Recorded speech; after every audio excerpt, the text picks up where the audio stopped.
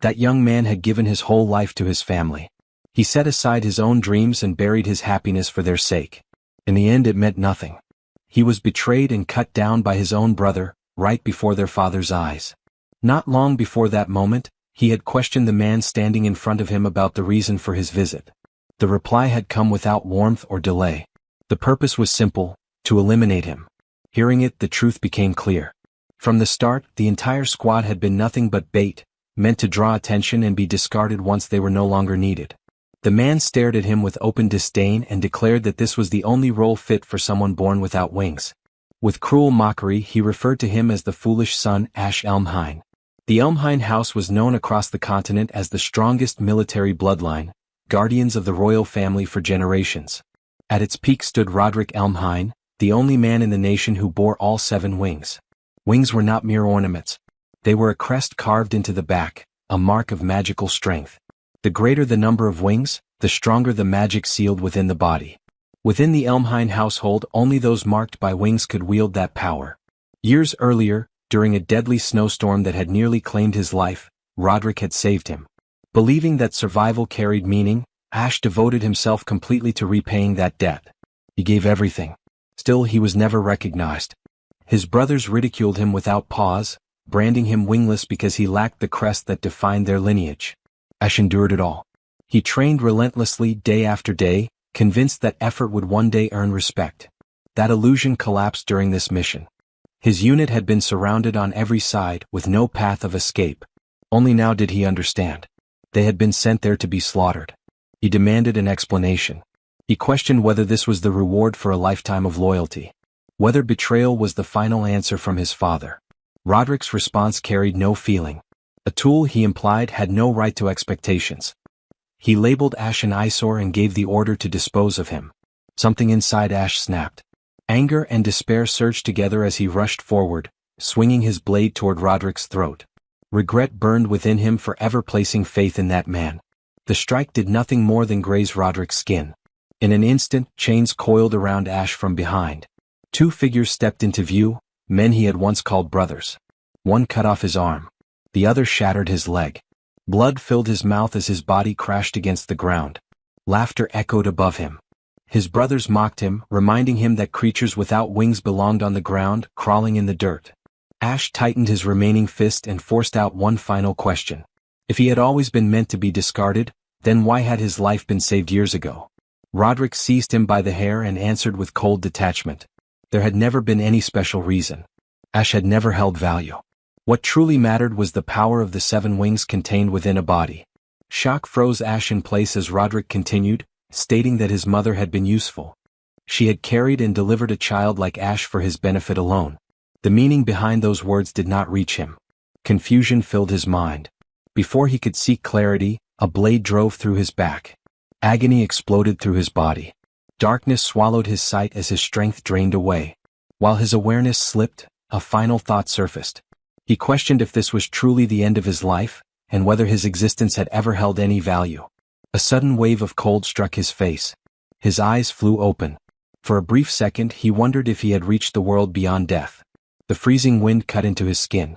Each breath scorched his lungs. Then the truth settled in. He was still alive.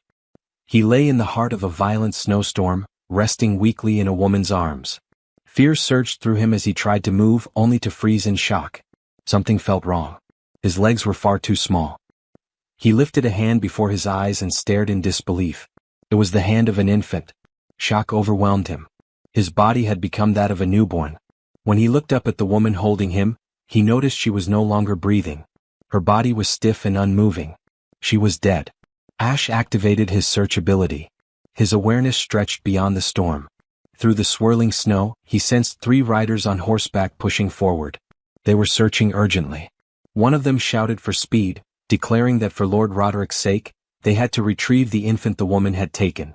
Ash's heart nearly stopped. Weakly, he questioned if he had heard correctly. Roderick. His father's name. If they were hunting an infant, the target was obvious. In his former life, there had been rumors that he had been found on a snowy night like this. A dreadful thought crept into his mind. Had he returned to the past? The idea felt insane. Impossible. Yet every detail pointed toward it. The riders were getting closer. One fact became clear. If he remained there, he would be captured and brought back to the Elmhine estate.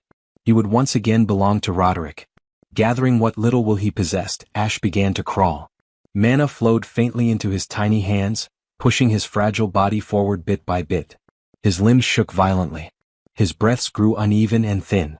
The cold seeped deep into his bones while feverish heat burned through his veins. His body begged to stop. He refused. He crawled because stopping meant death. And survival meant one thing. One day he would take revenge on Roderick Elmhine. Time dragged on in pain. Gradually the storm weakened.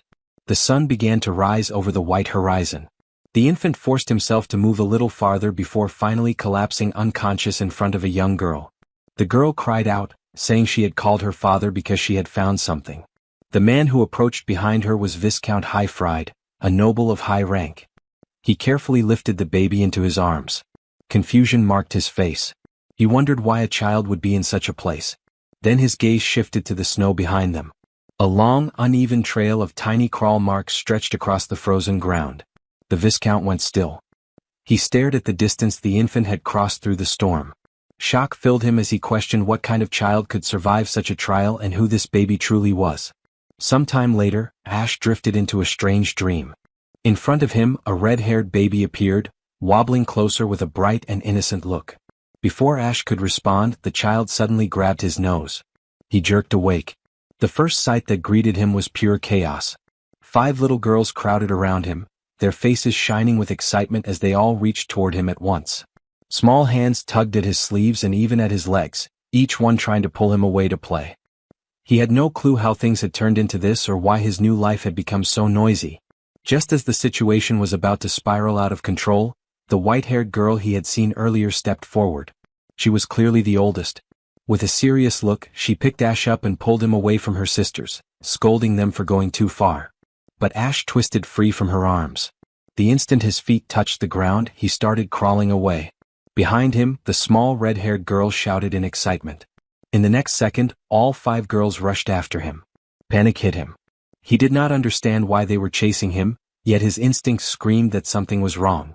Without thinking, mana flowed through his tiny body. His eyes turned gold. A surge of magic burst from his back. In a flash, he rose off the floor. He was flying. Ash had no idea how it happened. He could not control it. His body spun in the air as he shot upward toward the ceiling. Just before he could crash, a firm pair of arms caught him midair.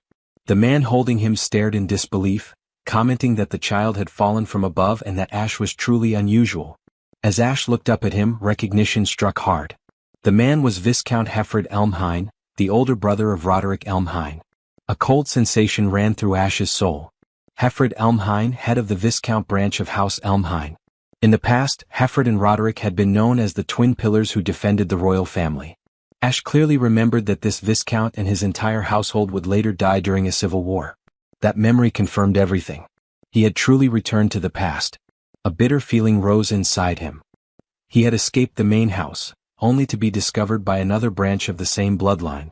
Not long after, Ash found himself resting in the arms of the Viscount's wife. She spoke softly, explaining that his magic had gone out of control and caused him to rise into the air. She admitted she had sensed from the beginning that he was not an ordinary child. Looking at his small face, she smiled gently and kissed him, assuring him that although it must have been frightening, he was safe now. Ash went still. He had never known warmth like this. From nearby, Viscount Hefford observed them in silence. After a short pause, he stated firmly that the child carried immense power. Carefully, he lifted Ash's clothing to reveal the mark that proved it. The Viscount's wife gasped when she saw it reflected in the mirror. Clear on Ash's back was the mark of the 7 wings. His thoughts went blank. Then memories surged forward, and his father's voice echoed inside his mind. Roderick's icy words about needing the power of the 7 wings inside his body echoed clearly in his mind. At last, everything connected. That night in the snow, the so-called act of salvation had never been mercy. Roderick had pulled him from death for a single purpose, to take the 7 wings for himself. Rage boiled inside Ash. His own father had torn the wings from his body and then mocked him as if he had been born without them. The woman holding him grew serious and asked the Viscount what should be done with the child. In her arms, Ash felt panic rise. This was a critical moment. He could not allow the power of the 7 wings to return to House Elmhine. He needed that strength to survive. He needed it for revenge. Then the Viscount made his decision. Calm and firm, he announced that he would raise the boy as his own son. Silence filled the room. Ash stared at him, stunned.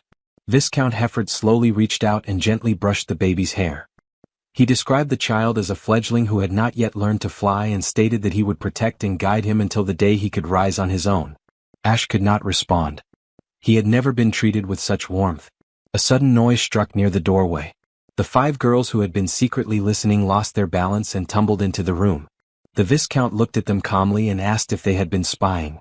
The eldest quickly apologized, explaining that they had only been worried about the baby. The second daughter stepped forward and asked what name the child would carry. The woman hesitated for a moment, then smiled softly. Lifting the baby slightly, she declared that his name would be Aster, like a newly born star shining within their house. 10 years passed in what felt like an instant. The setting shifted to the grand mansion, where the yearly sword dance assembly was being held. A carriage rolled to a controlled stop at the gates. Viscount Hefford Elmhine stepped down first, and a guard immediately bowed in respect. Soon after, a young man exited the carriage. It was Aster.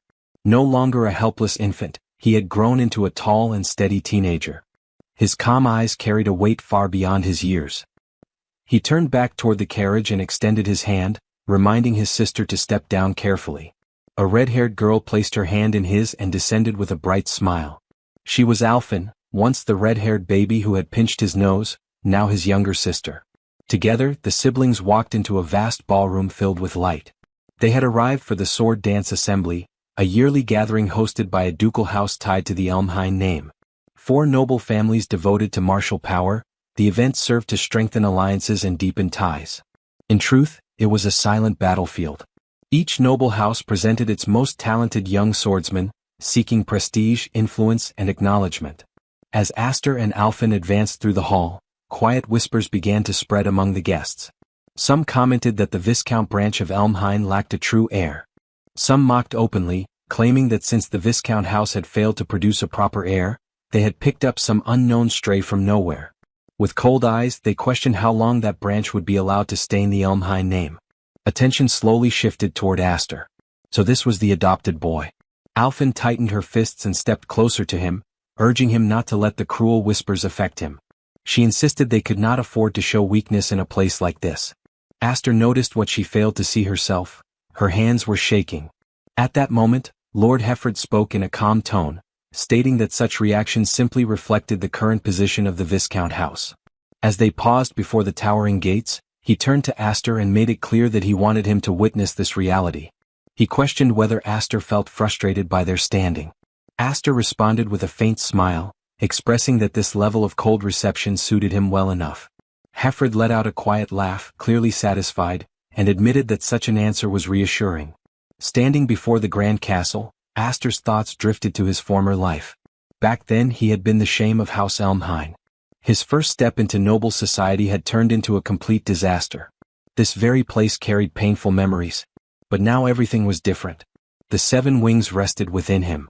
He was no longer the same powerless child. His eyes sharpened with silent resolve. This time he would reshape his destiny. The family advanced toward the massive entrance. From a high window, 2 young men observed their approach with clear disdain. They were the same brothers who had tormented him in his past life. Aster noticed them, yet his expression remained steady. With firm steps, all sides moved toward the grand doors, each holding their own motives. Within his heart, Aster made a silent promise. This time, his debut in high society would not end in disgrace. It would shine. Inside the main hall, an arena stood at the center. 2 young swordsmen clashed fiercely within it. The era belonged to knights. To be acknowledged as one required both strength and elegance. Strength was proven by skill with the blade. Elegance was measured through honor and reputation. Steel collided against steel as the duel intensified. Both fighters demonstrated polished and disciplined techniques. As they prepared for another exchange, the balance shifted. A glowing wing crest appeared on one fighter's wrist. In an instant, the match was decided. He crushed his opponent, cutting cleanly through his sword and ending the duel without hesitation. The audience erupted in applause. The greatest sign of power and grace had revealed itself, the wing crest. From the balcony above, Alphen murmured that the atmosphere felt overwhelming. She admitted that she now understood why her sisters, Fren and Flair, had chosen not to attend. Beside her, Aster watched the arena in silence. Memories from his previous life surfaced. Laughter directed at him, humiliation, the moment he had fallen in defeat and been ridiculed after a duel. His gaze turned distant. Alfin noticed the distant look in his eyes and called his name, asking if he felt nervous about attending his first sword dance assembly. Aster gave a small smile and said he felt no fear. Deep down, the emotion was not anxiety but something closer to nostalgia. Alfin frowned, unable to grasp what he meant. Their father, Viscount Hefford Elmhine, informed them that he would be leaving for a meeting and told Aster to keep an eye on Alfin. She immediately objected, insisting she was more capable than him, while Aster calmly labeled her clumsy. The Viscount rested a hand on his son's shoulder and smiled, advising him to build connections since many nobles of his age were present. Then he leaned in slightly and delivered a quiet warning: no one must learn about the seven wings. After his father walked away, Aster thought about those words. He could feel unfriendly stares from other young nobles watching from a distance. He wondered how he was supposed to form ties when their eyes were filled with open dislike. Even so, determination settled on his face. He chose to follow his father's advice. When Alfin asked where he intended to go, Aster answered with confidence that he was going to make friends. On the lower floor, several noble youths relaxed around a sofa. Sitting at the center were the two sons of Duke Roderick. As Aster approached, one of them examined him from head to toe with a mocking look and demanded his identity. Aster greeted him calmly, addressing him as brother-in-law Darius. The unexpected title caused visible surprise among the group. With a polite expression, he introduced himself as Aster Elmhine, the younger brother from the Viscount branch, explaining that he had noticed them earlier and had come simply to offer greetings. Darius's brother let out a scornful remark, pointing out that Aster was nothing more than an adopted son of the Viscount house. Darius laughed harshly, claiming that now it made sense why Aster dared to call himself an Elmhine. Aster recognized them clearly: Darius and Grian, the rightful heirs of House Elmhine. They were the same two who had taken his life in the past.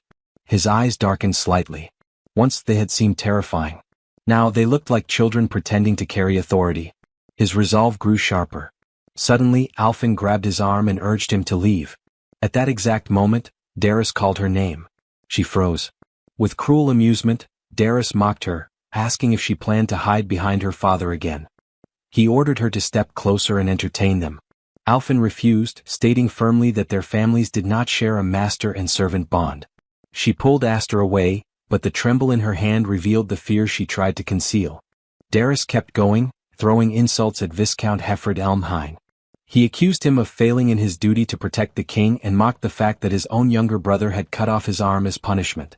Alfin lost control and shouted at him to take those words back. Darius answered by spitting his drink straight into her face, disgracing her before everyone present. He sneered that her father must regret having such a worthless daughter, someone not even fit to inherit a small barony. He ridiculed her clothes, suggesting that if she did not want to be drenched again, she should arrive dressed in rags next time. Tears streamed down Alfin's face. Behind her, Aster felt anger rise sharply. He had believed that seeing them again would no longer stir his emotions. That belief shattered instantly. In one smooth movement, he grabbed a wine bottle from the hand of one of Darius's companions. Alfin gasped as he placed a steady hand on her shoulder, calming her without words. Darius laughed in contempt. The bottle flew toward him. Darius caught it easily. At the same moment, Aster's blade flashed. The bottle split cleanly in midair, and wine splashed across Darius's face. The hall fell into complete silence. Aster calmly touched the remaining wine on his sword with his finger and tasted it. After a brief pause, he remarked that it was nothing more than grape juice. A faint smile appeared as he added that the flavor suited a spoiled noble like Darius perfectly. The air shifted. A memory surfaced from 3 years earlier. Brilliant golden light had exploded from Aster's body. The aura had been overwhelming, thick, radiant, unstable. Count Hefford Elmhine had shouted for him to stop, demanding to know if he intended to kill his own sisters. One of them lay unconscious on the floor, while the other stood frozen, unable to approach as golden-black energy raged wildly around him. The Viscount had ordered Aster to regain control. Watching the violent aura, Hefford had realized this was the true power of the Seven Wings. He had never imagined such a dangerous force could be sealed inside a child. For the first time, doubt had entered his heart. He had questioned whether anyone could truly control such power. Looking directly at Aster within that storm of energy, He had quietly asked if he believed he could master it. The memory faded. Back in the present, a guard burst into the hall where the main and branch families of House Elmhine were holding a meeting. The guard shouted about an urgent matter, interrupting the discussion. One of the dukes demanded an explanation. The messenger revealed that two sons of House Elmhine, one from the main family and one from the branch, were engaged in a duel. Shock spread through the chamber. Without hesitation, Viscount Hefford Elmhine stood and hurried toward the arena. At the same time, Alphen ran after her father, desperately trying to explain what had taken place. From a balcony overlooking the grand hall, a duke observed the arena below with interest, a faint smile resting on his lips. Below the balcony, Aster and Darris faced each other at the center of the arena, blades locked as stunned spectators watched in silence.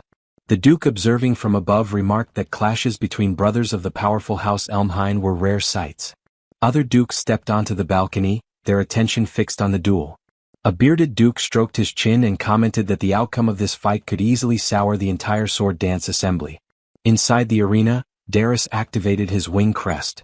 Energy surged around him as he sneered, calling Aster reckless for daring to challenge a ducal heir. He ridiculed him as a stray raised in the wild, someone ignorant of the vast gap in strength between them. Then he revealed his four-wing crest, its light blazing openly. The younger nobles burst into cheers, murmuring that it was only natural for a ducal heir to stand far above the rest. Wearing a mocking grin, Darris demanded that Aster display his own wing crest, implying that he must be too ashamed to reveal it. Aster responded with calm composure, stating that flaunting a simple pattern was not his way. With a faint, confident smile, he added that such behavior was beneath him. The words ignited Darris's anger. Aster then suggested a wager. If he claimed victory, Darris would offer a public apology. Darris laughed and countered that if he won, Aster would become his servant. With a shout, Darris charged forward, declaring that he would put Aster to work for the rest of his life. Their swords met with explosive force. Aster blocked the strike cleanly, his stance steady and unshaken. Still, he felt the sheer weight of Darris's strength behind every blow. As Darris prepared another attack, mana flared along his blade. He bragged about the power granted by his crest and unleashed a rapid barrage. Aster stayed on the defensive, deflecting each strike with precise timing. From the balcony, Alphen cried out in fear. The bearded duke observed that Darris's technique lacked refinement, but added that skill meant little when faced with overwhelming mana. He explained that if the power of one wing resembled a candle flame, then the mana within four wings was closer to a violent blast. Darris sneered again, taunting Aster and questioning where his earlier confidence had gone. He mocked the promise of forcing an apology, suggesting it had been nothing but empty words. Aster remained silent. He continued to block every attack without hesitation. Frustration grew on Darris's face. He leapt high into the air, channeling mana into both blades as he prepared a decisive strike. From the balcony, a stout duke muttered that the duel was already finished. Darris brought his blades down. Aster lifted his sword and stopped both strikes with ease. The arena fell into complete stillness. Darris stared, stunned, unable to understand what had just occurred. Aster finally spoke, his tone steady and cold. He stated that Darris talked far too much. In the next second he moved. His counterattack struck cleanly, sending Darris flying backward across the arena. Golden light flowed along Aster's blade as he channeled mana into it. Inside, he reflected on the past 10 years spent within the Viscount's household, years of discipline, restraint, and patience. He had endured everything, holding back, waiting for this exact moment. Every strike Darris attempted afterward was cut down without mercy. Aster made it clear that all those years had been preparation for this chance, to crush him completely. He advanced with overwhelming pressure. Darris crossed both swords to block, but the force drove him down to one knee. Even Darris's own brother stared in disbelief. The pride of the main family being pushed back so easily was beyond reason. Darris muttered in shock, reminding Aster that he possessed four wings. Aster gave no reply. He simply poured more mana into his sword. A sharp cracking sound rang out. A visible fracture spread across Darris's blade. The watching nobles were stunned. The duel had turned entirely one-sided. Murmurs rippled through the crowd. It seemed House Elmhine still harbored a monster like this. Black and gold aura erupted violently from Aster's body, twisting together like a raging storm. On the balcony, Viscount Hefford clenched his fist, realizing the situation was spiraling out of control. Darris was completely overwhelmed.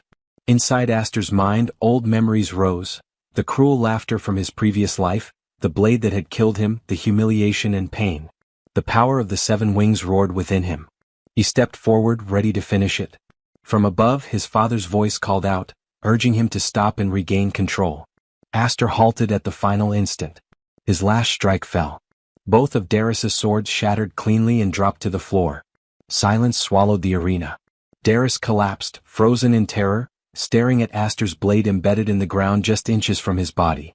His legs shook uncontrollably, and whatever pride he had left disappeared. Astor looked down at him and spoke with icy calm. He remarked that next time Darius should dress properly, because if he intended to spill wine on others, he should be ready to be drenched himself. Then Astor turned away. Under his breath, he reminded himself that he was no longer Ash the Wingless. For now that truth was enough. From the balcony, his sister met his eyes and gave him a proud, satisfied smile. Astor answered with a bright expression. Suddenly, a terrifying aura burst from behind him near the staircase. Someone was releasing power in pure fury. Astor turned instantly. Standing there was Roderick Elmhine, head of the main family, his former father. The entire hall tightened with tension. Even Astor felt the crushing weight of that presence pressing down on him. When Roderick finally withdrew his aura, whispers spread across the crowd. No one could believe what they had witnessed. The youngest son of a Viscount branch had defeated the 3rd son of the main family. This was no small matter. Everyone understood that the main house would not ignore such humiliation. Roderick stepped forward.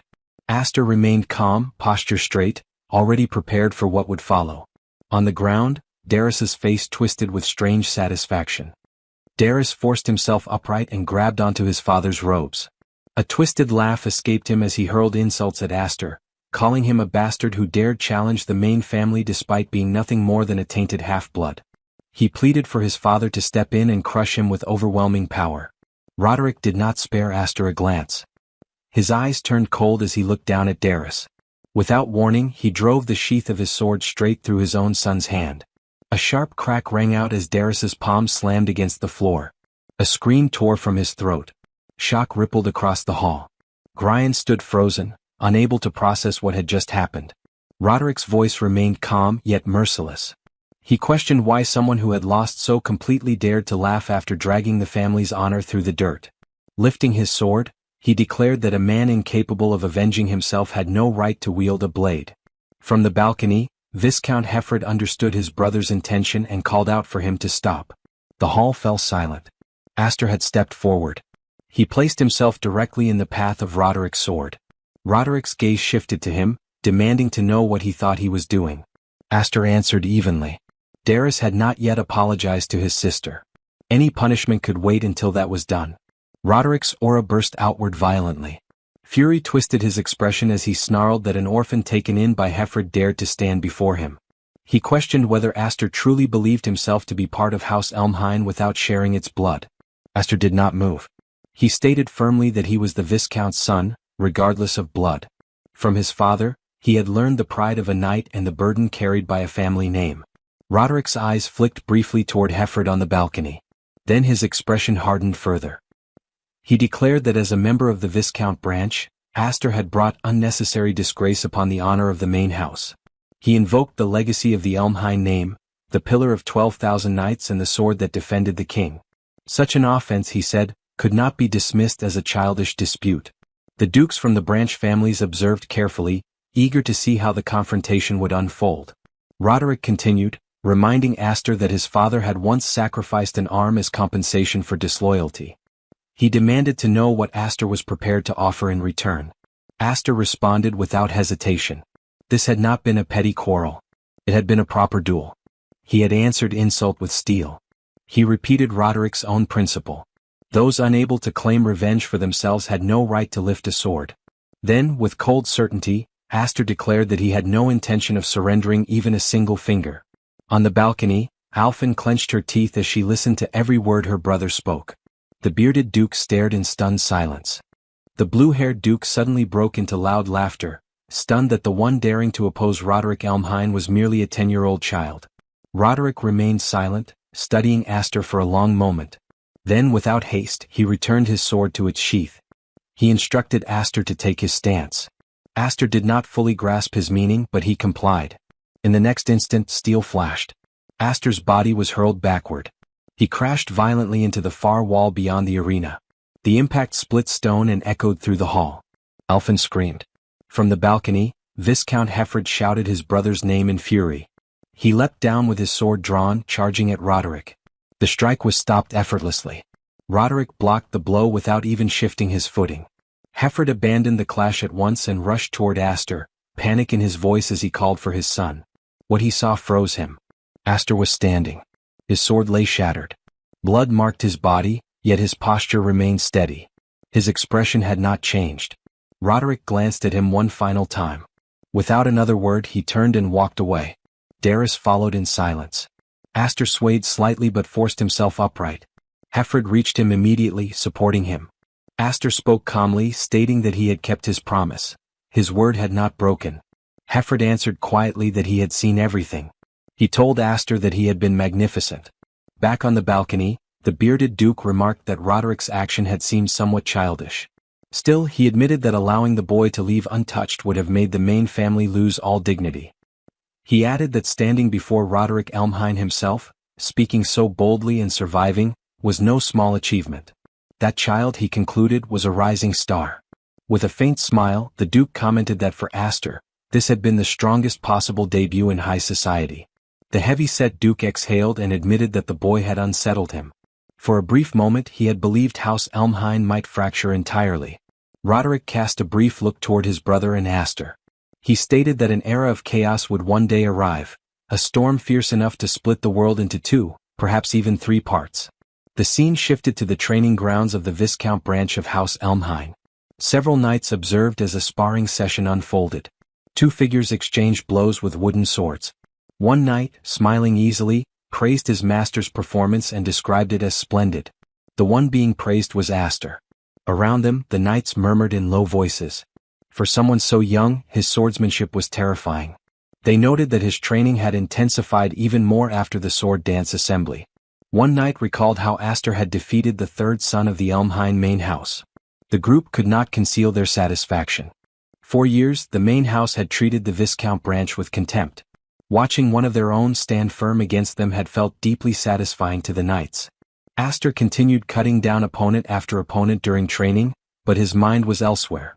At the sword dance assembly, he had displayed enough strength and presence to silence those who had branded his family a stain on House Elmhine. Even so, he understood that the true obstacle still remained. The main house. Part of him wished he had tested himself further that day, facing more challengers on that stage. Yet he was fully aware of reality.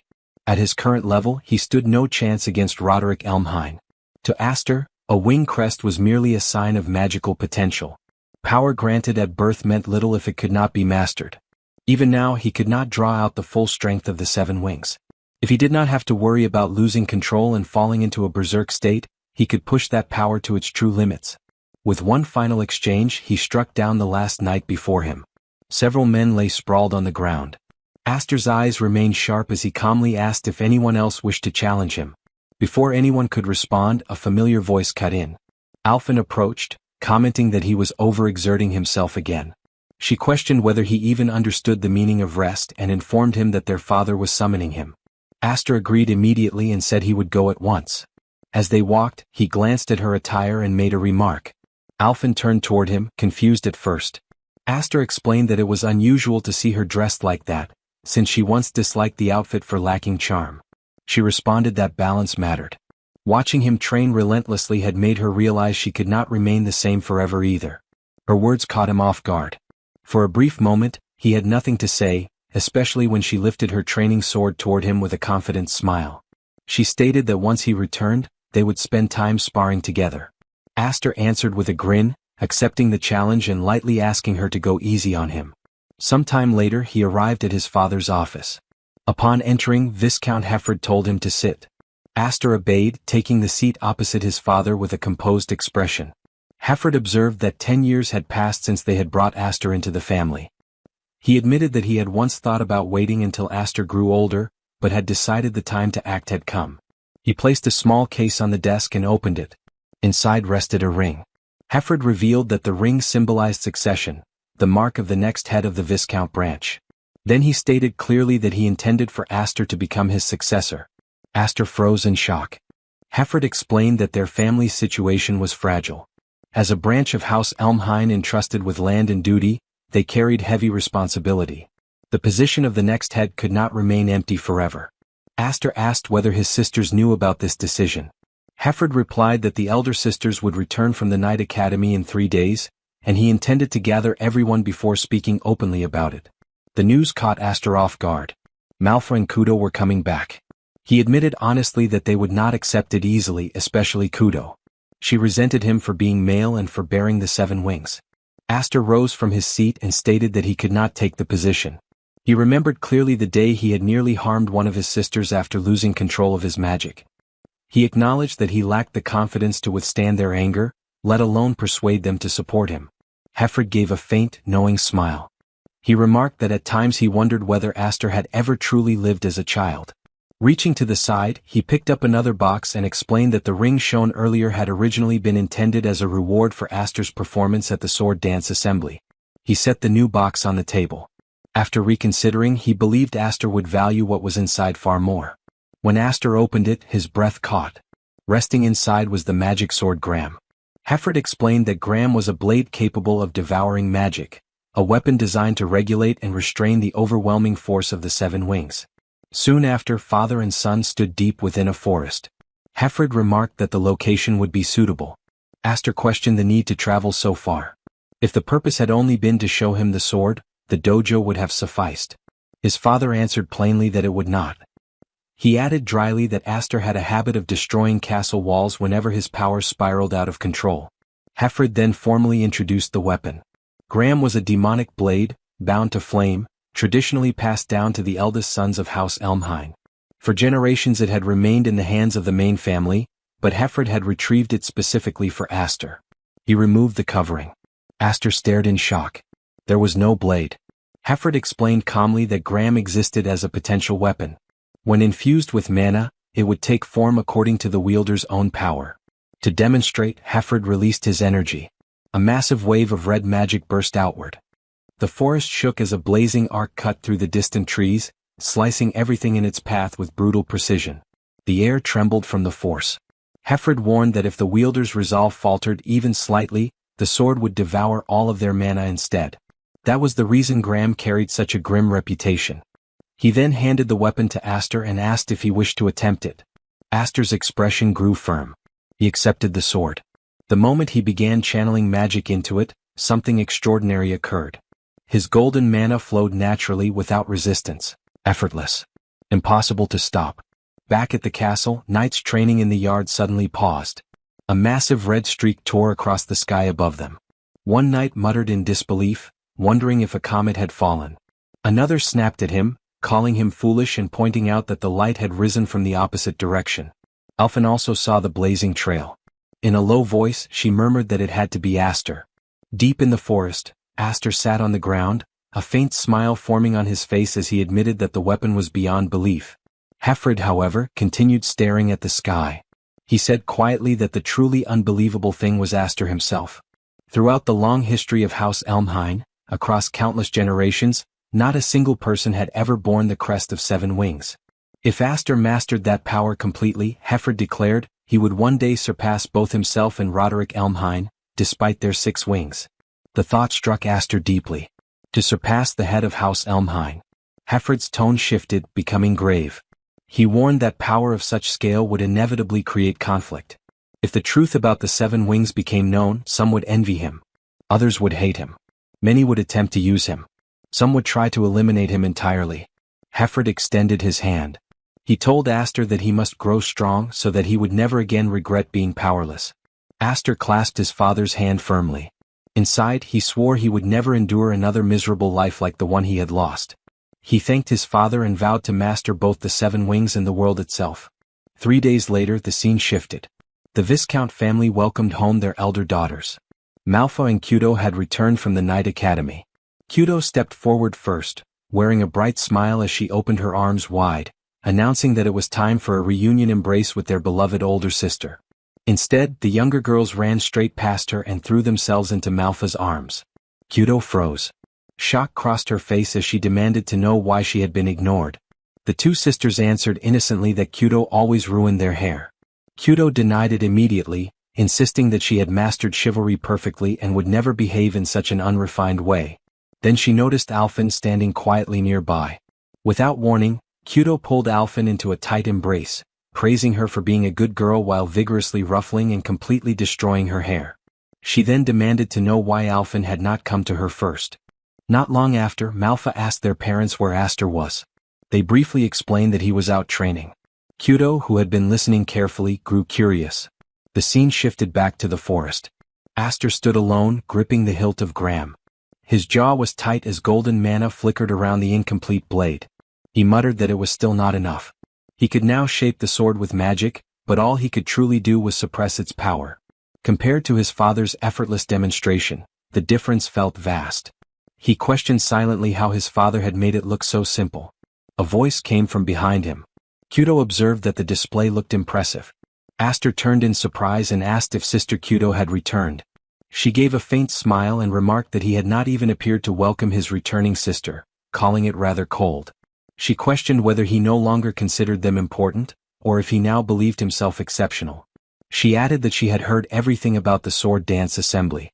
Even at the Night Academy, his name had been circulating. Their father, she noted, must be proud. Aster responded calmly that he had also heard of Kyudo's accomplishments. Though still a trainee, she had excelled in multiple missions and had been awarded the Platinum Order, the honorary Knight Medal of the Year. Kyudo accepted the praise without hesitation, but pointed out that despite all of that, she still could not inherit their father's seat. After a short pause, she asked if it was true that Aster had refused the succession. Inside, Aster wondered who had told her. He suspected their father and immediately sensed trouble. Outwardly, he answered that he had not intended to reject it outright. He simply believed he was not yet qualified. Kyudo stepped closer. Her tone dropped. Both he and their father, she said, knew exactly what her dream was. She accused them of cruelty. Without warning, she drew her sword. Before Aster could react, she cut through a nearby tree and sent the heavy trunk flying toward him. He jumped aside, barely avoiding the impact, and demanded to know what she was doing. Kyudo answered evenly that it had been a while, and suggested that her little brother allow his older sister to test him. She smiled and warned that next time she would not restrain herself. Aster told her to stop, explaining that his sword was still incomplete. Kyudo asked coldly whether he would use that same excuse when facing a real enemy. Aster had no answer.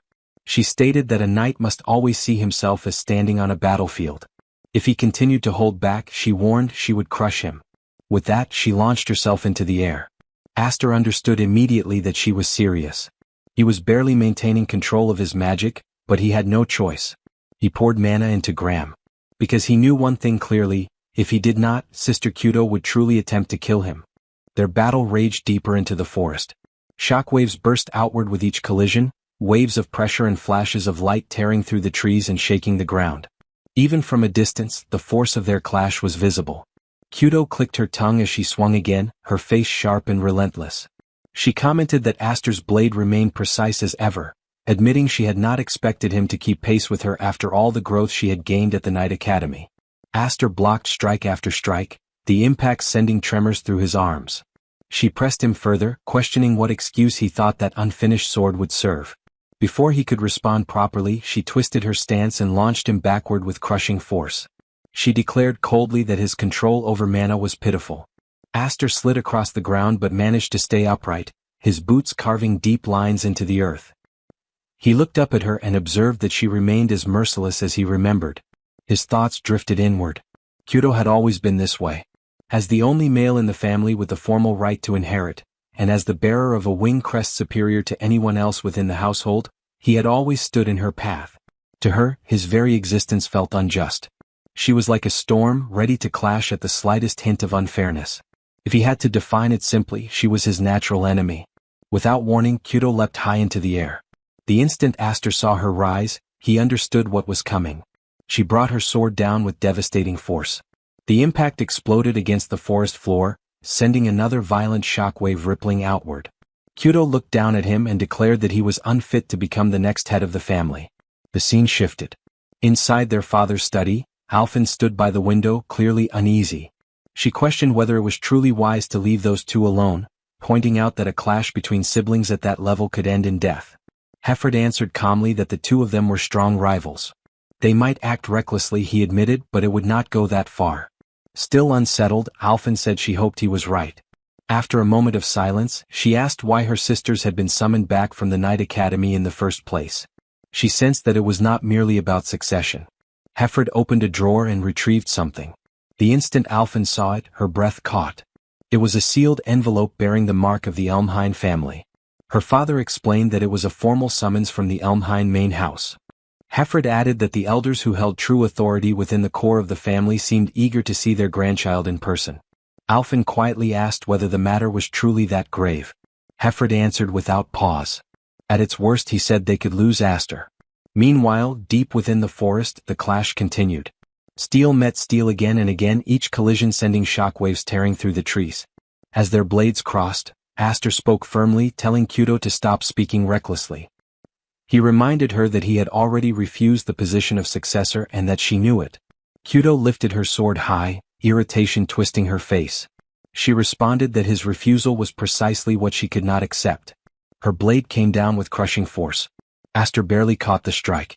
The impact was overwhelming, far heavier than expected. It did not feel like facing a refined swordsman. It felt like standing before a troll swinging a massive warhammer without restraint. Kudo forced even more strength into the blow. At the final instant, Aster twisted his wrist and flipped his blade aside. Her strike smashed into the ground instead. He demanded sharply whether she would finally listen. Kudo gave a faint smile and questioned whether he was already looking for an escape. Then she unleashed her raw power without holding back. Aster was thrown sideways, crashing into a tree. The bark shattered behind him. He coughed blood, disbelief widening his eyes. Kudo looked down at him and declared that if all he relied on was swinging a sword, he was nothing more than third-rate. She continued coldly, explaining that even those capable of handling mana alone were only second-rate. True first-rate belonged only to those who mastered both sword and mana together. Her gaze hardened as she admitted her deep disappointment. She explained that the difference in wing crests directly determined the amount of mana one could command. Even a single wing gap meant nearly triple the power. In terms of raw strength and endurance, she, bearing 5 wings, was already 2 full stages below him and his 7-wing crest. Yet, despite that advantage, he avoided direct clashes of power and leaned on refined technique instead. Another faint smile crossed her face as she asked whether he truly lacked faith in his own strength, or whether he feared losing control again, just as he had 3 years earlier. Her words struck deeper than any blade. Aster froze. Shock rippled through him as the thought formed. Was he still afraid because of that incident? He had never consciously faced that possibility. For the first time, he wondered if he had been limiting himself without realizing it. His gaze dropped to the hilt of his sword. He muttered inwardly that perhaps Graham felt unstable for the same reason, because he had been forcibly suppressing his mana all along. Kudo's expression grew firm. She stated that Aster possessed everything she had ever desired. If he intended to let those blessings decay through arrogance and hesitation, then he should surrender them to her instead. Kudo rushed forward, no longer hiding her killing intent. Aster did not retreat. He faced her full-powered strike head-on and answered with his own swing. The collision thundered through the forest, shaking the trees around them. Kudo was pushed backward, her footing slipping as disbelief crossed her face. She had not expected him to repel her strongest attack. Aster allowed a faint smile. He told her that her words had finally forced him to awaken. Then he accelerated. Kudo narrowed her eyes, wondering why he was charging without even stabilizing his blade. She adjusted her stance, briefly considering whether he had exhausted his mana, but immediately dismissed the idea as impossible. As Aster advanced, mana flooded into his sword. The 7 wings, he realized, held an unprecedented and near-endless reserve of power. He knew he could not yet control it perfectly. Instead of chasing precision, he discarded restraint entirely. For a single instant, he let go of the blade itself and focused only on the motion. All of his mana poured into that attack. The strike fell. Kudo blocked it with ease. She steadied herself and gave a faint smile, questioning whether he was acting on impulse again. Aster met her eyes with complete seriousness. He declared that he had no intention of wasting this second life. He would seize the power of the 7 wings, the sword Graham, and even his place within the family. These were things he had never been able to claim before, no matter how hard he had struggled. At the mention of a second life, Kyudo froze for the briefest moment. Shock flickered across her face. Aster closed the gap. Mana surged violently into his blade. He leapt upward, gathering every ounce of strength he possessed, and then vanished from her sight. Kyudo's eyes widened. Aster had dropped low instead, compressing his mana further. He forced even more power into the sword and made it clear that he would no longer hold back. Kyudo felt it instantly. The fight was about to end. Aster brought his sword down with crushing force, the air screaming as the blade descended toward her. After the clash between the siblings, Kyudo slowly regained consciousness. She opened her eyes and wondered where she was. A few seconds passed before she recognized the room. It was her own bedroom. Warm sunlight streamed through the window. A voice nearby remarked that she was finally awake. Surprised, she turned her head and saw Malfa standing there. Malfa commented that she had certainly taken her time waking up. Kyudo immediately sat upright, panic flashing across her face. She demanded to know what had happened to the match. What was the outcome of her fight against Aster? Malfa explained that Aster had carried her back.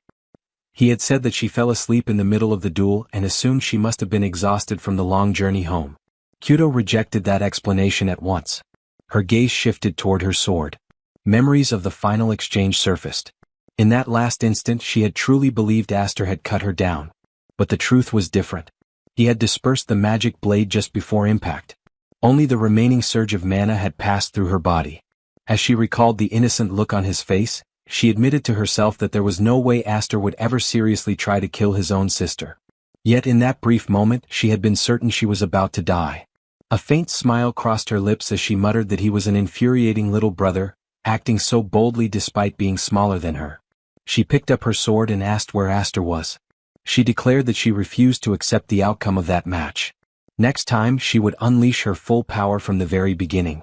Malfa interrupted her. If she was looking for Aster, he had already left. Kyudo froze. Malfa explained that a summons had arrived from the main house, addressed specifically to him. He had departed with their father only moments earlier. Kyudo had known nothing about it. Frustration filled her voice as she complained that no one had told her. The scene shifted. Aster and his father rode together in a carriage pulled by 2 horses, heading toward the elders of the family. Hefford explained that the men they were about to meet were the elder lords who supported the Elmhind family from the shadows. They were former heads of both the main and branch houses, as well as distinguished figures who had served under the Elmhind banner. Even in retirement they held immense authority. They were the hidden rulers. The ones who settled matters behind closed doors. These elders had shown no interest in Aster since the day he had been adopted. Now Hefford questioned why they were suddenly calling for him. Aster answered that it was most likely because of what had happened at the sword dance assembly. He had heard that the elders of Elmhind valued the family's reputation above wealth, and even above their own lives. He added that those who tarnished the family's name were thrown into beast cages and used as feed. His father looked surprised and asked where he had heard such a story. Aster answered vaguely, saying it was something from long ago. Then he added that he was prepared for whatever awaited him, vigilante punishment or even exile. His father questioned whether it had truly been fine to leave without saying goodbye to his sisters. Aster replied that it was fine. He had originally planned to leave the moment his sisters returned anyway. Kyudo disliked him. It was better if he stayed out of her sight. Without him around she could breathe easier. His hand brushed the hilt of his sword. Thanks to Kyudo he had begun to understand how to properly handle Graham. With a serious expression, he told his father that he now felt capable of drawing out even more of the Seven Wings' power. Whatever happened next, his father should not come to rescue him. He was prepared to survive on his own. Hefford was about to respond when a sharp voice interrupted them, questioning what he meant by surviving alone and criticizing his pride despite being the youngest. Both men turned in surprise. Kyudo had appeared. She pulled open the carriage door and climbed inside, demanding to know if he had truly run all the way there. She scolded him for leaving without saying a single word to his older sister. She had heard that the elders from the main house had summoned him. Neither she nor Malfa had ever received such a call. Hefford told her that she understood why he could not take her to the main house. She replied that she knew. They had been called back to manage affairs in his absence. She understood that much. Still, the summons meant the situation was serious enough to require caution. She reminded Aster of what Malfa had said, that he might not return. Aster tried to reassure her, saying it was an exaggeration. He was simply going to meet and speak with them. Yet inside, he admitted that whether he could return safely was uncertain. After a pause, Kyudo admitted that she disliked him. He was male. He possessed 7 wings. He always received special treatment. He was stronger than her, even though she was the older sibling. And despite being younger, he carried himself like an adult. She hated all of it. But even so, he was her family. No matter how powerful he became or how mature he acted, he was still her little brother. She stood and ordered him to return home properly so they could have another match. She would not allow him to win and simply run away. Then she left. Aster watched her go, wondering what she had truly come for. His father commented that she was a good rival. Aster smiled faintly. Inside, he offered quiet thanks to his sister. He would return. The gates swing open, and the guards receive Hayfried, informing him that the elders are already waiting inside. Men close in around them from every direction. Hayfried states that such treatment is unnecessary, since he already knows the route. The knights refuse to bend. They explain that strict escort orders were given, and they are only following them. It is painfully clear that the boy was not summoned there for comfort or kindness. Even so, the small protagonist feels a strange wave of nostalgia as he returns home. As they move through the halls, now bright as if touched by daylight, his father keeps speaking to him. The boy recalls that this is not the kind of place where he can afford to lose control. No matter what is said to him, he must hold himself back. He makes it clear that his reaction will depend on how those old men behave. His father immediately realizes how bad that sounds. With that mindset, everything could collapse into chaos. Still, the young protagonist is barely paying attention. His gaze drifts to the side, catching sight of everyone training. His father continues warning him to be cautious, but the boy remains distracted, focused on the clashes unfolding around him. Then the sword is taken from him, and the man beside him warns him once again to remain quiet and composed. The gate opens, and a voice announces the arrival of Lord Hayfried and his son. From somewhere in the back, someone remarks that Hayfried has finally appeared after 10 years. Hayfried drops to one knee and greets the 6th head, now known as the Great Elder. At that moment, the young protagonist fixes his eyes on the man standing behind everything in that place, the deepest shadow within the family, the one called Zenny's. At Zenny's side stand all the figures of power, every influential person gathered in one place. The boy recognizes some of their faces from the dance festival. But Roderick is missing. Zenny's immediately states that the one the boy is searching for is not in that room. As the commander of the knights who serve the royal family directly, he has no time to waste on matters he considers beneath notice. He calls it a trivial matter, yet nearly 40 people are gathered in that chamber. The protagonist thinks back to his former life. Back then, he had been treated as such filth within that family that he had never even seen that old man's face once. Even so, one thing is clear to him. If that many high-ranking figures are present, then something serious is unfolding. Hayfried then demands to know what kind of trivial issue was important enough to drag them there. Zenny's answers that they should already know. Hayfried's dog caused trouble at the dance festival. The protagonist had already expected that answer. Hayfried responds that if this is about the conflict with Roderick, then the matter has already been settled. But Zenny's dismisses that at once, saying it was nothing but a public act. It does not erase the stain left on the family's name. According to him, the real mistake happened much earlier, the moment this family chose to bring in an adopted child in the first place. Worse still, that same child ended up dragging the family name through the dirt. Because of that, they claim there is only one option left: exile the boy. And Hayfried's household will not escape untouched either. The protagonist asks why, since he alone is responsible for everything that happened. His father had no part in it. But Hayfried says nothing. Then he falls silent. The old man in the back speaks up, saying that the boy truly was not raised the right way. A child had no place stepping into a discussion among adults. In his eyes, the boy understands nothing about the weight of this family's name. He knows nothing of the conflicts and betrayals that built the path to the top. Even inside that very room at that very moment, many of those present desire only one thing: peace. Because of that, they need certainty that none of them will ever bring harm to the family. Then the old man turns the pressure toward Hayfried, reminding him of the time he failed, disgraced the family name, and paid for it when Roderick cut off his arm in that same room. It all drags back to that day again. But this time the demand is even worse. Now they want him to cut the boy's throat. If he does it, the matter will be erased and buried.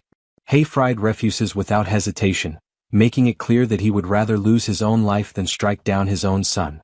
Zenny's presses him once more, asking if he truly means that. Because if that is his answer, then today becomes the day he dies. And not only him. His wife dies. His daughters die. Everyone tied to him dies. The Viscount's entire house will be torn apart. Everyone in the room moves aside. Blades surround them from every direction. Then the protagonist speaks, asking what exactly the great elder is so afraid of.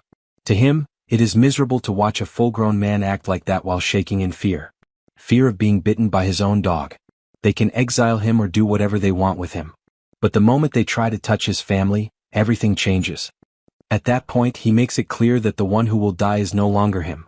At the same time he lifts his shirt and reveals the tattoo to everyone in the room, declaring through that act that if his family is killed, they will make an enemy of a seven-winged being. But the reality is simple. They can also kill him. And if he dies too, then he is no longer their enemy. That option still remains wide open before them. Seeing that mark, one person reacts in disbelief, wondering if it could really be the emblem of the seven wings. Another elder immediately rejects the idea, insisting that it has to be fake, since for hundreds of years that symbol appearing on a human body has been unheard of. Yet the fat elder cannot deny what is in front of him. That crest is impossible to mistake. As all of this unfolds, Zenith Elmheim steps forward, his voice cutting through the room with a heavy edge. He demands to know whether the boy truly understands the meaning of what he is showing them. The words hang in the air, tense and pressing down on everyone present. Hearing that, Aster answers in an almost casual way. But behind that tone sits a strange kind of confidence. To him the meaning seems obvious. The greater the number of wings, the more shocked people become. At that moment, the scene shifts to a blue-haired figure who has been watching everything with close attention. Instead of panic, a low laugh slips out of him. Rather than stopping the scene, he urges it to continue. His amusement clashes hard with the heavy mood in the room. Meanwhile, someone else nearby looks deeply shaken, clearly disturbed by what is unfolding before them. Watching every reaction around him, Zenith speaks again. This time, his explanation comes with full seriousness. To begin with, the wing emblem is an organ used to create magical power, a force once shared with humans by spirits long ago. By passing that power from parent to child, humans were able to deepen it and strengthen it over many generations. Even so, no one has ever reached the level of seven wings. That statement sends a wave through the room. Aster's expression hardens slightly as he questions whether that means he belongs to the spirit clan. Zenith holds his gaze and gives a steady answer. If those seven wings are real, then that may indeed be the truth. The tension grows even heavier. At the same time, Viscount Hayfried is seen staring at his son in stunned silence, the full weight of that revelation clear on his face. But Aster steps forward without a trace of hesitation. He states firmly that he is a child of the Viscount's house. At this point his birth no longer matters. His voice turns colder, sharper, filled with resolve. What matters now is whether everyone in that room truly has the determination to make an enemy of him. The very air seems to freeze as those words spread through the chamber. The revelation of the seven wings stops being just a shocking truth and turns into something far more dangerous, a direct challenge. Without the slightest pause he continues. His tone remains calm, but every word is measured. If he were to be cast out of Elmheim, then many among the martial nobility would most likely welcome someone with seven wings. And if that happens, then for those already living in fear of rebellion, the danger would grow far worse. His voice does not rise. Still, every word lands with precision. Rather than throwing him away, they should want him close, not cast aside. He presents himself as something greater than even Duke Roderick, a living banner carrying the name of the seven wings. At that moment, there is not even the smallest trace of fear in his eyes. No doubt. No hesitation. Only clear resolve. Hearing that, every person seated in that chamber grows visibly tense, as the full weight of his reasoning settles over them like a dark storm. What he is offering is not just a plea for survival. It is political value. It is leverage. It is a shift in power. It is a dangerous possibility that none of them can ignore so easily. Meanwhile, inside his own mind, Aster reflects in silence. Just as that old man said before, Elmheim is not one united force. Cracks already run beneath the surface. And beyond that, a rebellion will come. A massive civil war will erupt and swallow the entire nation. He has already seen that future once. For the sake of his own survival and for the survival of the Viscount's house, he knows he cannot remain passive. At the very least, here and now, he must identify who stands as an enemy and who may become an ally, even if that requires taking risks. The determination inside him grows harder. This is no longer only about the 7 wings, nor about the pride of nobles. It is about preparing for the coming storm, the one only he knows is on its way. After hearing all of that, Zenith Elmheim answers with open anger, his authority pressing down over the entire chamber. He challenges the idea that Aster has that much value. He points out that there is still no proof that the 7 wings are real. His words are meant to crush the pressure Aster has built, using doubt, status, and intimidation. But Aster does not step back. Instead he smiles. If they truly believe the wings are fake, then they should kill him at once. The room falls silent. Then he continues, making it clear that if they go through with that, it will become a war between him and everyone in that room. Even so, behind that fearless face, his thoughts move with care. Killing someone like him right now would be easy. But if Elmheim truly decides to take this seriously, what choice will they make? Will they bite? He is gambling, but not blindly. Every move is deliberate. He knows they cannot act carelessly while uncertainty still surrounds the 7 wings. As the tension pulls tighter and tighter, like a bowstring ready to snap, the blue-haired man suddenly rises to his feet and gives a light clap, almost as if the whole exchange is amusing him. He points out that the conversation is going in circles. Then, turning slightly toward the others, he smoothly proposes a solution. For now they should place Aster under a trial. At that, the heavy-set elder stiffens and starts to protest against Count Maze. But Count Maze cuts in before the objection can build, never losing his calm and relaxed manner. Because the truth is simple. They want to see it. They want to witness the power of the 7 wings with their own eyes. His gaze sharpens slightly. After that, deciding Aster's fate will not be too late. And once again the air in the room shifts. What started as an argument has now changed into something far more dangerous. A test that could either prove Aster's claim or lead him straight to ruin. The blue-haired noble smoothly pushes the idea forward, asking what they think. This is the mansion of a world-famous martial clan, so preparing 1 or 2 proper trials should not be difficult. The moment Aster hears that name, his thoughts sharpen. Count Maze. There is no mistake. This man is an ally. That realization settles firmly in his mind. The timing of the proposal, the flow of the discussion, the way the conversation was turned, it all points to the same thing. It was a lifeline hidden behind curiosity. After a long silence, Zenith Elmheim finally speaks. He agrees. His tone stays cold but fully controlled. In his view, teaching a grandson who does not know how to speak properly is also the duty of an old man. With that, he turns and leads them away. Soon they stop in front of a heavy structure. This is the trial ground. The place is dark. Standing before the entrance, Zenith begins to explain. Beyond that darkness lies an underground bunker linked to the waterways. It was first built as an emergency shelter for evacuation. But now they are keeping a single magic beast inside it. Then he pauses on purpose. The trial is simple. Defeat that magic beast. That is all. The plainness of those words only makes the weight of the challenge feel even heavier. Hearing that, Viscount Hayfried lets out a deep sigh, unable to hide his frustration. The boy had always been troublesome. Always crying. Always screaming. And even after being warned over and over to keep the existence of the 7 wings hidden, he still ended up here. There is disappointment in his voice. But there is worry too. Aster listens in silence. Then, without arguing further, he steps forward and places his hand on the door. Something that obvious could never stay hidden forever. He says it calmly as he pushes the door open. To him this was the perfect chance. The heavy door groans as it opens and thick, cold darkness spills out from inside. Whatever waits beyond is not just a beast. It is proof. And Aster walks toward it without hesitation. Hearing his son's resolve, Viscount Hayfried calls out to him one last time, his voice carrying both command and concern. He warns him not to lower his guard. Aster answers at once. Then he leaves. As he turns away, he briefly looks toward the blue-haired noble. Count Maze is smiling quietly, watching everything with calm interest. That faint smile stays in Aster's mind as he begins to descend. The moment he steps into the underground bunker, darkness closes in around him. The air is wet and heavy. The silence feels dense. It is clearly dark, but not so dark that he cannot see. And then he notices it. A severed head lies on the ground. Even in the dim light, the sight is unmistakable. At that moment, a voice echoes down from above, cold and detached. It says that even that one had been given a chance to clear his name. He had done nothing but cry and scream until the very end. Watching it had been unbearable. They are speaking about Duke Roderick, the very owner of the severed head lying before Aster. The voice continues, carrying a faint but clear warning. It tells him not to disappoint them now. The meaning is obvious. This is not simply a test. It is a judgment. Then all at once the ground seems to shake. A huge presence rises from the darkness in front of Aster. A gigantic beast, terrifying and overflowing with power, stands before him. Its roar is enough to shake the entire underground chamber. The sound is so violent that it feels as if the walls themselves could split under that pressure. Aster tightens his grip on his sword. The blade gives off a faint shine in the dark. From above, the declaration comes again. Merciless.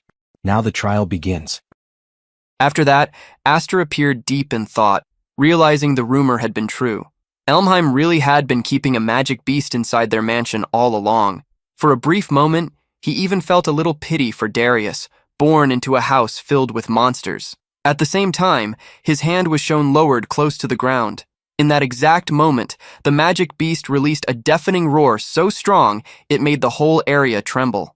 As soon as he heard it, Aster calmly got himself ready, though his mind stayed firm. The second that thought passed through him, he exploded forward with shocking speed. In one instant, he shot past the magic beast, moving so fast that the eye could barely catch him. The moment he passed it, the beast's body was cut apart at once, splitting into several pieces. From above, everyone watching that impossible scene was frozen in shock. After landing, Aster hid what he was really thinking, and casually acted as if it meant little, seeing Sister Kudo as far more frightening than that creature. But right after that, something disturbing happened behind him. The scattered pieces of the magic beast suddenly began to move, slowly dragging themselves back together. Little by little, the creature started restoring its body right in front of him. The instant Aster saw that, disbelief spread across his face. He was completely shaken, unable to understand what he was seeing, as the truth struck him that the thing was undead. And just like that, the monster that had been sliced into pieces was standing before him again, as though nothing had happened. Without pausing for even a moment, the creature let out another horrifying roar. Meanwhile, a panicked voice suddenly rang out from above. Viscount Highfried shouted in total shock, stunned that an undead creature was hidden beneath the mansion. After that frightening sight, the scene shifted to the other side, where Zenith A. Elmheim stood watching it all. A dark and twisted smile slowly formed across his face as he calmly explained that such creatures were drawn to the scent of death. It had wandered down there on its own, expecting to find plenty of fresh corpses to feed on. No matter how many times they cut it down or burned it, the creature never died.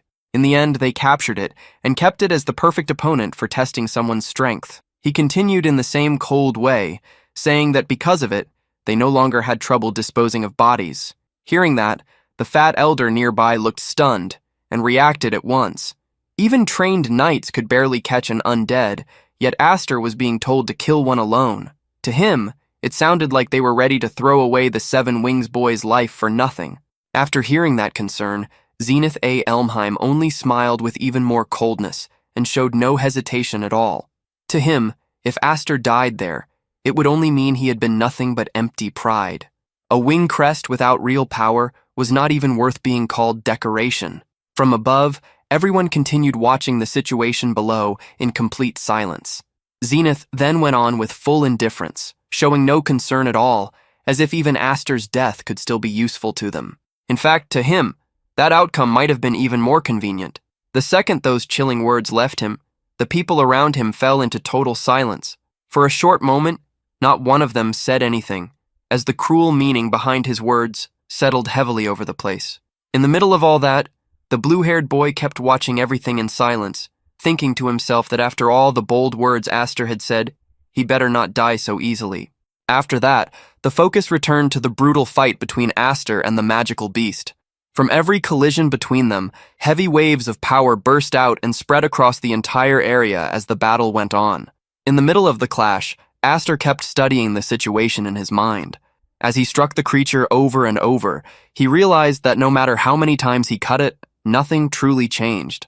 Compared to an ordinary undead, its regeneration was far beyond normal. He kept thinking while closely reading the monster's movements. Undead were beings that were already dead from the start. Even with all those problems in front of him, Aster held his ground and stayed right before the beast, refusing to retreat as he continued facing it head-on. While confronting the creature, he calmly reminded himself of the proper way to completely destroy one. It had to be burned under sunlight or purified with a holy weapon. If neither was possible, then the usual method against undead was simple: avoid fighting them. But he dismissed that idea at once in his mind. Retreat was clearly not an option there. Then, with stronger resolve filling his eyes, he kept thinking that if he only relied on basic textbook methods, then being one of the seven wings meant nothing, even against an enemy that was almost impossible to kill. Aster stayed in place without hesitation, ready to find his own way to bring the monster down.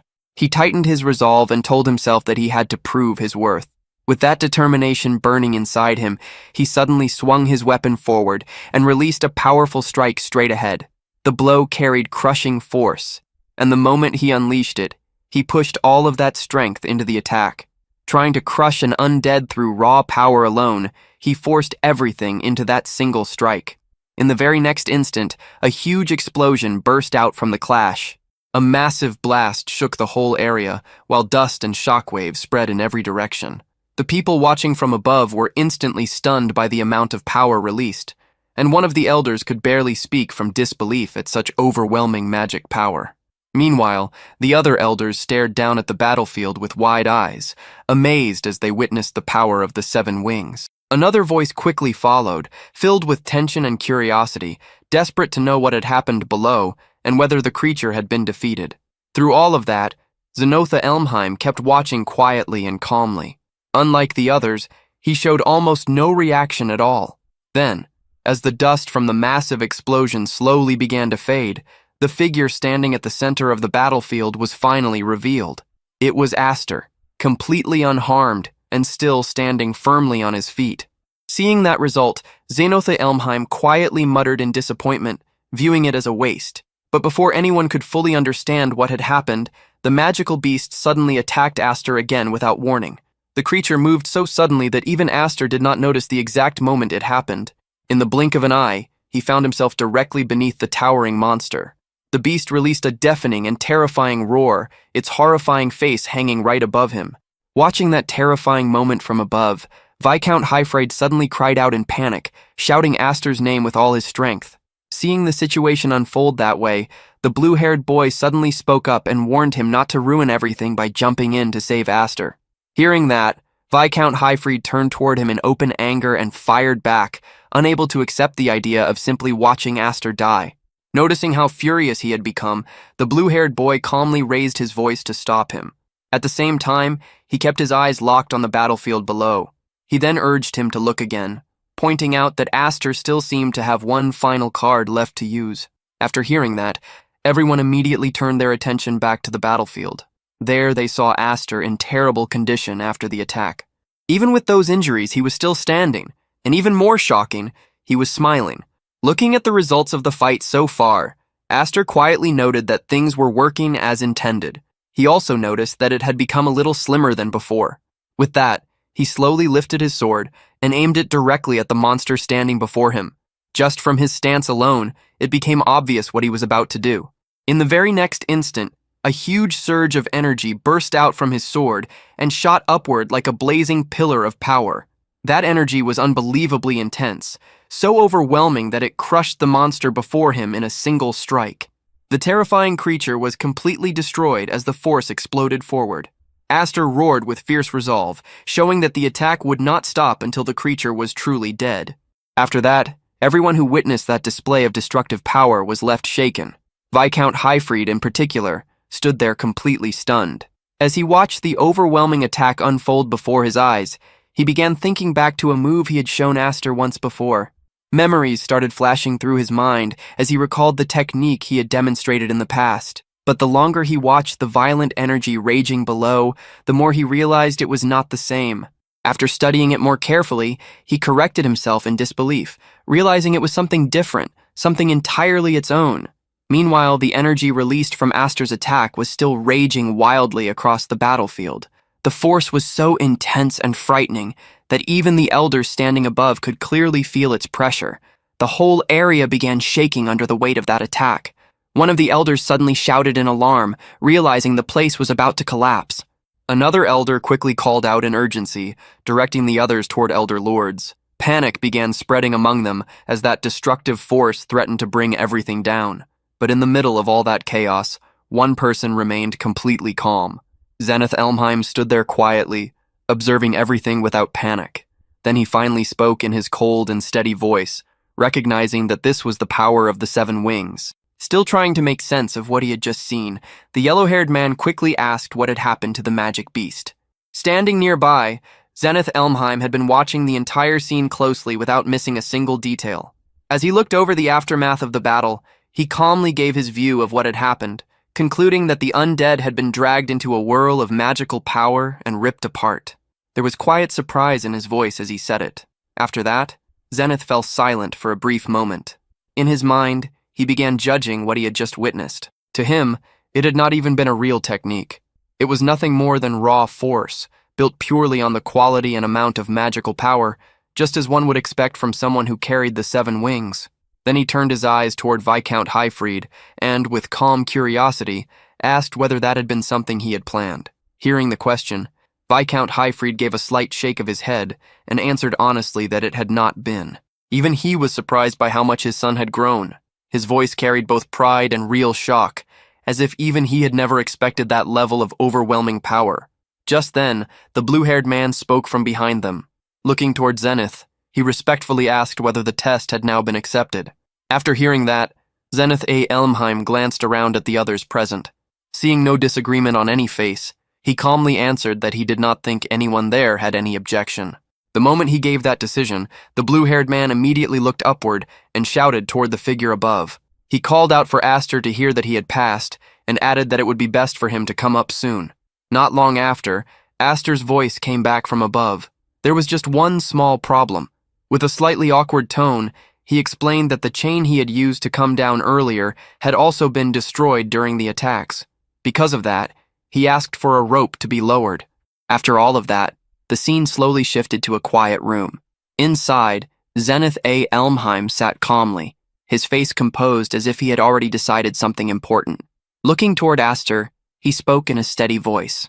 He made it clear that this chance was acceptable, but if it was allowed to slip away, there would never be another one. His words carried final weight, as if that moment marked a turning point that would never return. Hearing that, Aster answered without any hesitation. His voice stayed calm, but firm. He made it clear that he had no interest in fighting over the succession of the main family. Someone like him lingering around the mansion would only keep his cousins from resting easy.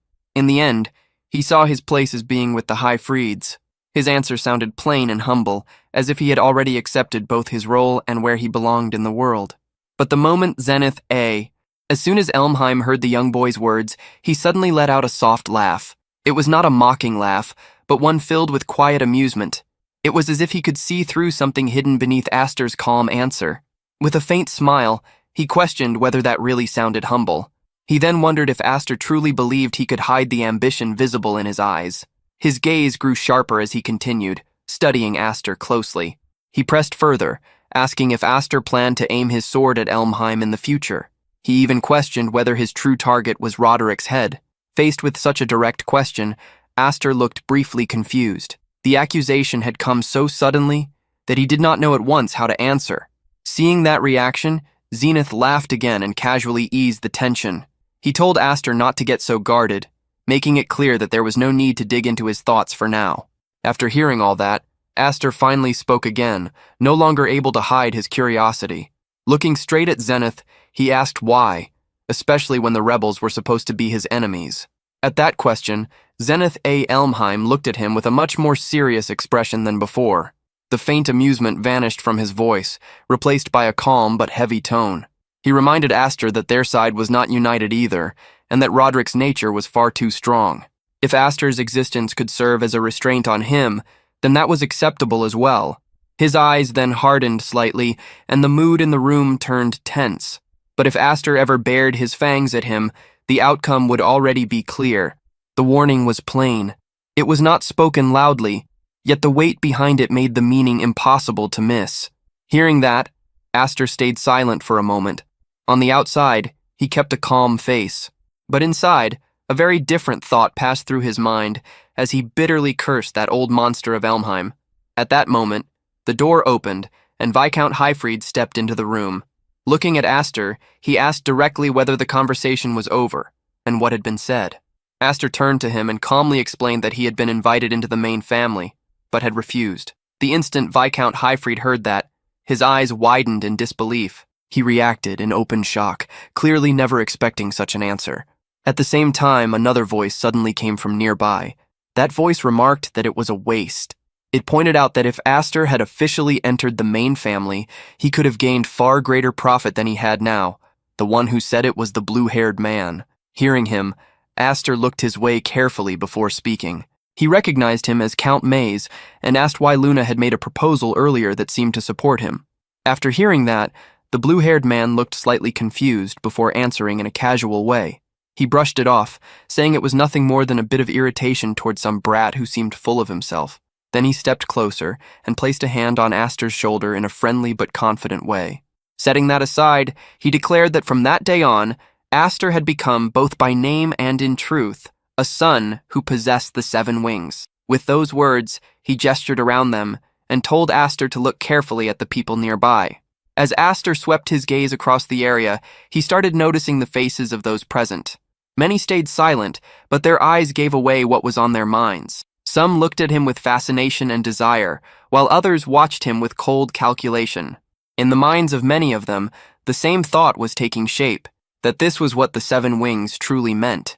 A few of them could not hide their greed at the sight. They wanted that power and felt certain it should end up in their hands. Others were much more cautious, and their thoughts turned darker. Before he could grow into a problem, they felt he should be removed. To them, he was still only a child, and a child like that could always be used in one way or another. Around Aster, the air quietly filled with hidden motives, ambition, and silent schemes. Noticing those reactions, the blue-haired man, Count Mays, spoke to Aster again in a calm voice. As Aster himself had said, the emblem of the 7 wings already carried enormous value just by its name alone. From that point on, in many ways, the number of people who would try to pull him to their side would only increase. Hearing that, Aster looked straight at him and bluntly asked whether he was one of them too, Count Mays. For a brief second, the blue-haired man seemed slightly caught off guard by the question.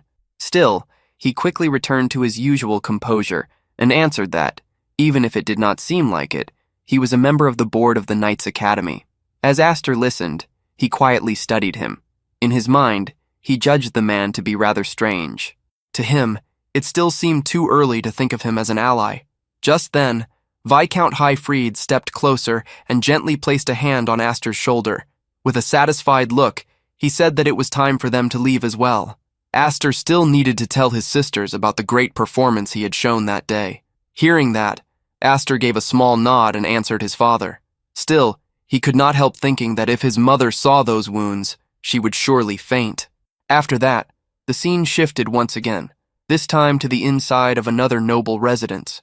The atmosphere there was much calmer, but the conversation taking place carried serious weight. A knight stood respectfully while giving his report to the captain of the knights. It was reported that young Dares had died during the test set by Sir Zenith the other day. Hearing that, the man seated before him quietly answered that he understood. That man was none other than Roderick. After a short pause, he continued speaking in a calm tone. He had also heard that Highfried's son had been summoned by the elders of the main family, and he wanted to know what had happened to him. The knight hesitated for a moment. A thought crossed his mind in silence, wondering if Roderick truly did not care even about his own son. Even so, he kept his composure and respectfully answered that he had something to report about that as well. But before the knight could continue, Duke Roderick spoke again, as if he had already guessed the answer. Just as he had expected, that boy also possessed the 7 wings. The knight looked surprised and quickly asked if he had already known. Roderick leaned back slightly as he spoke, his tone calm but filled with thought. If things continued this way, the balance of power that had been maintained inside Elmheim for so long could collapse. The knight then carefully asked whether some action should be taken, but Roderick brushed aside the concern with a slight wave of his hand. He made it clear that if Elmheim could be shaken by an obstacle of that level, it would have gone extinct long ago. Then a faint smile appeared on his face as he added that, while he was not in a hurry, those wings would eventually belong to him. His eyes darkened slightly as he continued. Until then, he intended to let the boy enjoy himself freely. He wanted to see how long the baby who had escaped that day could endure. For now, he would entertain himself by watching it all unfold. As he spoke those words about the child of the 7 wings, the anger and hostility on his face were clear. The scene then shifted once again. 4 years later, a loud voice echoed across a wide open area packed with people. Applicants for the Dorsil Knights Academy entrance exam were being directed to register there and move on quickly once finished. The place was crowded with young candidates who had come to take the Academy's entrance exam. Among them, a muscular soldier noticed someone in the distance and nudged the person beside him. He pointed out that the figure seemed to be that famous one. The other man quickly shook his head and replied that he had heard the famous person was much more corpulent. Meanwhile, at the registration desk, another official pushed a document forward and firmly explained the conditions. Neither the kingdom nor the Knight's Order would be held responsible for injuries or accidents during the examination. Anyone who agreed had to sign there first. After that, the candidate had to present the wing emblem. He continued speaking while checking over the candidates. They could not risk missing someone without magic power. Then, he moved on to identify the emblem of the wings of Aster and Elmheim. But the moment he was about to say the name properly, his tongue suddenly caught. He lifted his eyes toward the person standing in front of him, clearly startled. The young man there tilted his head slightly and calmly asked whether he had said to present the emblem. He explained that his was located in a rather difficult place to show, and wondered whether simply using his face would be enough. The one standing there with a relaxed smile was none other than Aster.